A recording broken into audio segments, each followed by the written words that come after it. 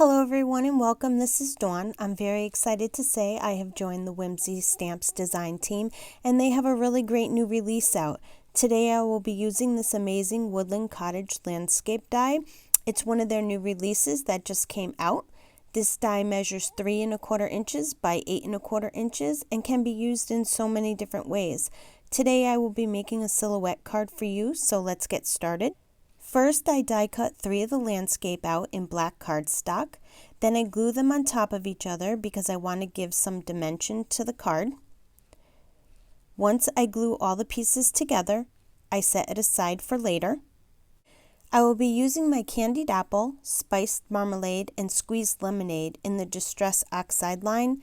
I chose to use the Distress Oxide inks because they just blend together so easily. I'm using my blending brush today. I tend to use my brushes when I'm going for a much lighter look.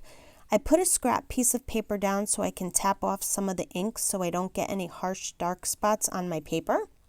I start out by using the candied apple for the top of the card and blending it as I go. Then I bring in the spiced marmalade. I just keep adding it to the paper, not really worrying how I'm putting it down because once all 3 of my colors are down, I will go back and blend them together. Next, I bring in squeezed lemonade. I will blend this color all the way to the bottom of the paper, but once I get to the bottom, I barely put anything down because I want the yellow almost to fade out. Once I have all 3 colors down, I go back and forth with all the colors so they blend together nicely. Distress Oxide inks actually make this process extremely easy. You can just keep blending until you have the desired look that you want. Once I'm done coloring my background, I cut out a small circle to use for the moon. I take the blending brush that had the squeezed lemonade on it, and without adding any extra ink to the brush, I very lightly add some color to the edges of the circle.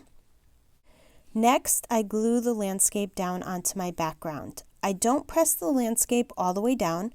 Once I put the moon under the windmill, then I continue to press the landscape down. Then I take a piece of black cardstock cut to 8 7/16 by 3 1/2 inches and I adhere my panel to it.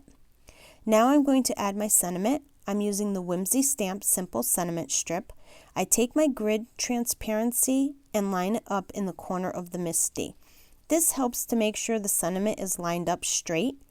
When I'm done, I close the MISTI and pull off the grid. I prep my paper with the embossing powder bag. I use the VersaFine black ink to stamp the sentiment.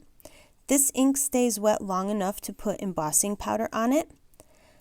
I cover the sentiment using the Ranger clear embossing powder, and when my heat tool is good and hot, I heat the sentiment. And for the final step, I adhere the panel onto a piece of cardstock cut to 3 5/8 by 8 5/8 and scored at 3 5/8. That completes my card for today. I hope you enjoyed my video. Please be sure to check out all the great new releases on the Whimsy Stamp website. The link is in my description below. Also, be on the lookout for another video using the Woodland Cottage landscape die again. I will be watercoloring it for you. The video will be on the Whimsy Stamp channel January 12th. Please be sure to subscribe to my channel so you don't miss out on my next video coming up. Thanks and have a great day.